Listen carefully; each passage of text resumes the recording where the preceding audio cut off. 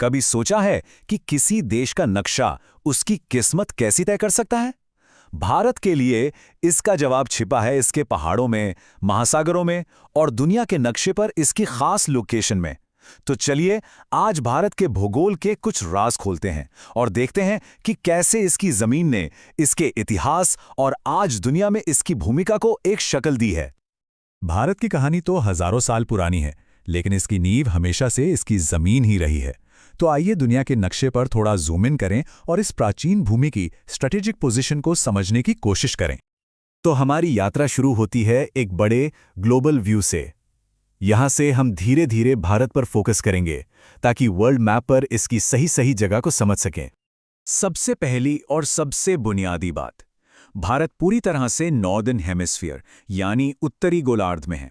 इसका मतलब है कि ये भूमध्य रेखा के उत्तर में स्थित है और ये एक छोटा सा फैक्ट भारत के अलग अलग मौसम और जलवायु का आधार है, जिसके बारे में हम आगे बात करेंगे। देखिए, भारत की स्ट्रेटेजिक लोकेशन इसकी सबसे बड़ी भौगोलिक ताकतों में से एक है। ये एशिया के बिल्कुल बीच में है, जो इसे नेचुरली पूर्व और पश्चिम को जोड़ने वाला एक पुल बनाता है। और सदियों से इसी सेंट्रल लोकेशन ने इसे व्यापार और संस्कृति का एक बहुत ही महत्वपूर्ण केंद्र बनाए रखा है। अच्छा, तो अब हमारे पास एक ग्लोबल कॉन्टेक्स्ट तो आ गया है। चलिए अब थोड़ा और जूम इन करते हैं और भारत के सटीक जियोग्राफिकल एड्रेस पर नजर डालते हैं। ये अक्षांश और देशांतर की जो अदृश्य रेखाएं हैं, यही इसकी सीमाओं को तय करती हैं और इसकी अनोखी पहचान बनाती हैं। ये जो नंबर दिख रहे हैं, ये पृथ्वी पर भारत का सटीक पता है। जरा सोचिए, कश्मीर से कन्याकुमारी तक का सफर, ये लगभग 30 डिग्री अक्षांश का फैलाव है। और ठीक वैसे ही गुजरात से अरुणाचल प्रदेश तक आप करीब करीब 30 डिग्री देशांतर पार कर जाते हैं। ये जो विशाल फैलाव है ना, यही भारत की अविश्वसनीय विविधता की असली कुंजी है। और इसी विशाल फैलाव के ठीक बीच से गुजरती है कर्क रेखा, जो देश को लगभग 2 बराबर हिस्सों में बांट देती है। अब ये सिर्फ एक लाइन नहीं है, ये एक तरह का क्लाइमेट डिवाइडर है। इसके दक्षिण में भारत ट्रॉपिकल है, यानी गर्म और नम, और इसके उत्तर में ये सब ट्रॉपिकल है, जहां हमें अलग अलग मौसम देखने को मिलते हैं। यही रेखा भारत की जबरदस्त जलवायु विविधता के पीछे की एक बड़ी वजह है। तो यहां एक मजेदार पहेली सामने आती है। जब अरुणाचल प्रदेश में सूरज उगता है तो गुजरात में लोग अभी भी सो रहे होते हैं। लगभग 2 घंटे का फर्क है। तो फिर इतना बड़ा देश एक ही टाइम जोन पर कैसे काम करता है? पूरे भारत में घड़ियां एक ही समय क्यों दिखाती हैं? इसका जवाब है एक बहुत ही चतुर समझौता, भारत की स्टैंडर्ड मेरिडियन। ये 82 डिग्री 30 मिनट पूर्वी देशांतर पर एक लाइन है जो उत्तर प्रदेश के मिर्जापुर से होकर गुजरती है। इस लाइन पर जो समय होता है वही पूरे देश के लिए स्टैंडर्ड टाइम मान लिया जाता है, ताकि रेलवे से लेकर रेडियो प्रसारण तक सब कुछ स्मूथली चलता रहे। लोकेशन तो बहुत जरूरी है, पर साइज का भी अपना महत्व है। तो अब चलिए भारत के विशाल आकार पर ध्यान देते हैं और उन नंबरों को समझते हैं जो इसे सिर्फ एक देश नहीं बल्कि एक उपमहाद्वीप बनाते हैं। शुरुआत करते हैं नंबरों से। भारत का कुल क्षेत्रफल है 32.8 लाख वर्ग किलोमीटर। अब इसे समझने के लिए सोचिए कि ये ब्रिटेन से 13 गुना ज्यादा बड़ा है। ये विशालता ही भारत की विविधता का कैनवास है। अगर दुनिया के लिहाज से देखें तो भारत के पास पृथ्वी की कुल जमीन का 2.4% हिस्सा है। ये शायद बहुत ज्यादा न लगे, लेकिन इस छोटे से हिस्से में दुनिया की लगभग 18% आबादी रहती है। ये जमीन और लोगों का एक अविश्वसनीय घनत्व है। और यही विशाल भूभाग भारत को दुनिया का 7वां सबसे बड़ा देश बनाता है। ये एक प्रभावशाली रैंक है जो इसे दुनिया के बड़े देशों की लीग में खड़ा करता है। ये टेबल भारत के आकार को और भी साफ कर देती है। रूस, कनाडा और चीन जैसे दिग्गजों के बीच भारत 7वें स्थान पर मजबूती से खड़ा है।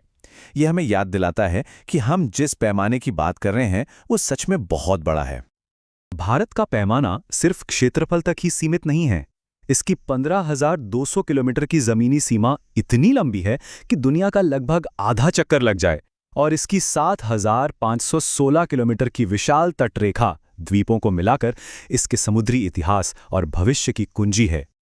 तो हमने भारत के आकार को तो समझ लिया है, लेकिन अब आइए देखते हैं कि इसकी अनोखी भौगोलिक स्थिति ने इसे सदियों से दुनिया के साथ कैसे जोड़ा है। ये सेक्शन है ग्लोबल स्टेज पर भारत की भूमिका के बारे में। हिंद महासागर में भारत की एक यूनिक और कमांडिंग पोजीशन है। सच तो यह है कि किसी भी दूसरे देश की इस महासागर पर इतनी लंबी तटरेखा नहीं है। ये इतना महत्वपूर्ण है कि इस महासागर का नाम ही भारत के नाम पर पड़ा, एक ऐसा सम्मान जो किसी और देश को नहीं मिला है। ये वैश्विक जुड़ाव कोई नई बात नहीं है। प्राचीन काल से ही हिमालय के दर्रों से गुजरने वाले जमीनी रास्तों ने विचारों के आदान प्रदान को मुमकिन बनाया। उपनिषदों के दर्शन से लेकर दशमलव प्रणाली की प्रतिभा तक और मसालों की खुशबू से लेकर मलमल के कपड़े तक भारत के ये तोहफे पूरी दुनिया में फैले। और फिर 1869 में एक ऐसी घटना हुई जिसने भारत के वैश्विक रिश्तों को हमेशा के लिए बदल दिया। स्वेज नहर का खुलना। इस इंजीनियरिंग के कमाल ने भारत और यूरोप के बीच की दूरी को 7000 किलोमीटर कम कर दिया और व्यापार और संचार के एक नए युग की शुरुआत हुई। आखिर में चलिए अब हम अपना ध्यान भारत के आस पड़ोस पर केंद्रित करते हैं। जो देश भारत के साथ अपनी सीमाएं साझा करते हैं, वे भारत की भू राजनीति और सुरक्षा को आकार देने में एक महत्वपूर्ण भूमिका निभाते हैं। ये टेबल भारत की जटिल पड़ोस की एक तस्वीर दिखाती है। उत्तर पश्चिम में पाकिस्तान और अफगानिस्तान के साथ हमारी रणनीतिक सीमाएं हैं। उत्तर में शक्तिशाली चीन और हिमालयी राज्य नेपाल और भूटान हैं। पूर्व में म्यांमार और बांग्लादेश हैं और दक्षिण में हमारे समुद्री पड़ोसी हैं श्रीलंका और मालदीव्स। हमारे दक्षिण में श्रीलंका भारत से पाक चलडमरू मध्य और मन्नार की खाड़ी नाम के एक संकरे समुद्री रास्ते से अलग होता है और यही नज़दीकी सदियों से गहरे सांस्कृतिक और ऐतिहासिक रिश्तों का आधार रही हैं।